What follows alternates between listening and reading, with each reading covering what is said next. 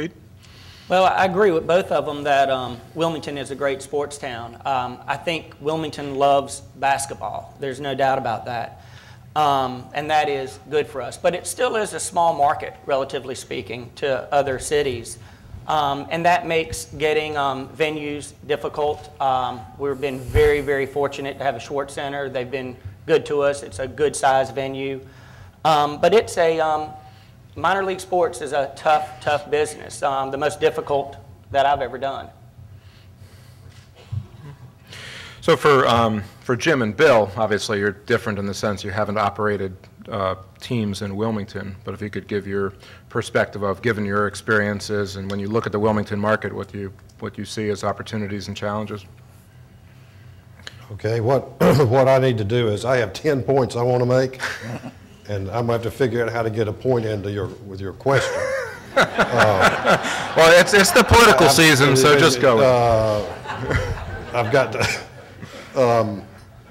Right. I think I was asked to be on this panel because we operate a AAA baseball team, the Bulls. We've had them maybe 15 years, and as a result of our investment in the baseball team, we started a real estate development company that ended up developing all the property around the ballpark. So we have had experience with what a sports facility and an entertainment facility can do for economic growth. And the points I want to make now are just my points. It's just what I've learned doing it. They're not any better or worse than anybody else's. They're just what we have learned as a company when you talk about sports and entertainment and economic development. And I think therein lies you've got to look at sports and entertainment together, and you've got to look at it as part of an overall development plan. I don't think it'll work to go build a ballpark out here and something else over there. I mean, we've got to have a coordinated plan. What you didn't say, and it's something I want to work on, is Capital Broadcasting Company has a significant investment in Wilmington. We're Wilmington business people. We have ILM, Channel 10, and we recently purchased a cluster of radio stations. So we're Wilmington business people. You didn't say that. I took that as a given for everybody to know. Okay. We're going to work on that. We're going to work on that. But let me say, just before I give you my list here, is we don't own any property. I don't have a baseball team to put down here. I'm not involved in any development here. Our interest is in seeing Wilmington develop downtown. To get downtown Wilmington developed, our interest is in economic growth. There's no such thing as standing still. You're either increasing the tax base or it's going down. And I think there's just a remarkable opportunity in downtown Wilmington if everybody works together to really grow the tax base. And I think sports can be the catalyst that gets that started. And that's what I'm going to give you my list about. Next question. All right. Bill? Well, of course, I'm an advocate of football, and I think it's a great opportunity at UNCW to have a football program because it's a centerpiece of campus life. You got so many pluses. You've got a great academic school, thanks to the leadership of Chancellor Paulo and the other administrators. That's easy to sell. You've got a beautiful area. You've got a beach resort area. You've got a historic area. I'd love to recruit for the University of North Carolina, Wilmington, because you've got so many pluses. So I think it's a great opportunity, and of course that's up to the administration. I think it's a great opportunity to have a football program here at this university because it tops off what you have already. It gives the students a full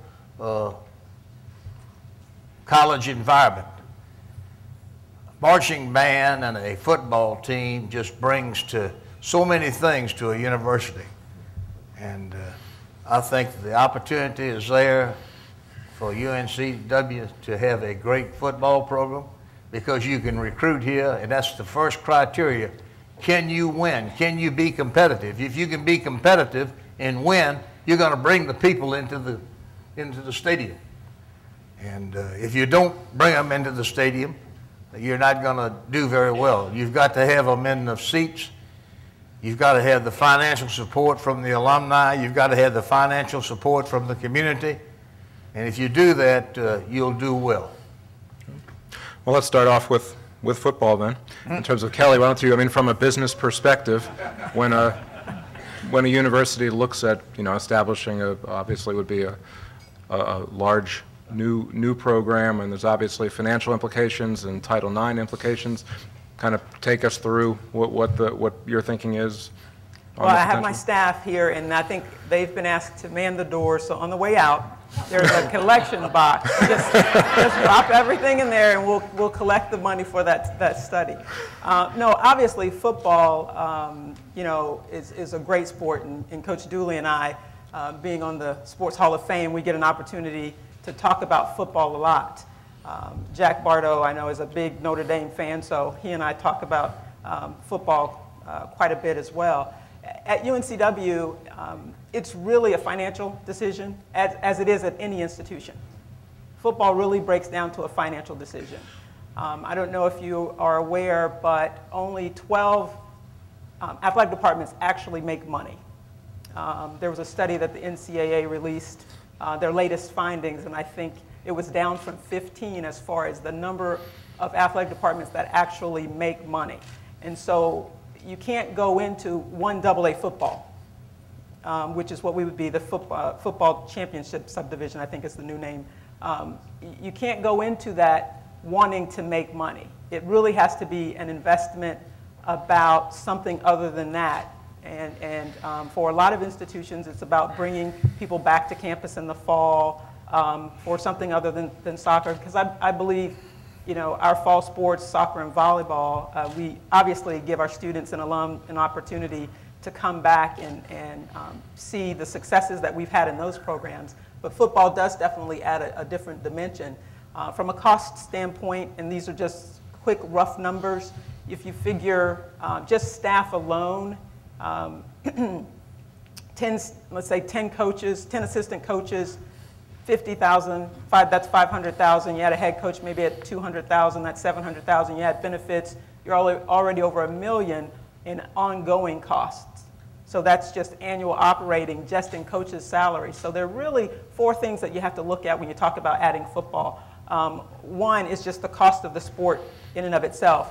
2 would be the administrative costs that you would have to add to support that particular sport. 3 would be the number of women's sports that you may need to add just to keep in compliance with Title IX. And then that 4th prong would really be facilities. And so, again, doing a study would really give you the feedback that you need and the actual tangible numbers as it relates to our institution.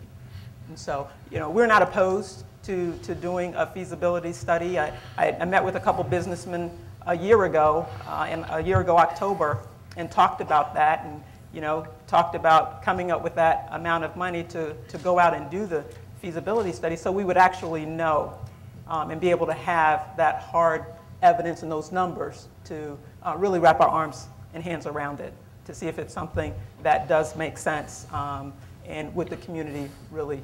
Bill a coach. Yeah. You don't want to be paid, do you? You don't want to get paid, right, Coach? Thank you, Bill. Thank you, Bill.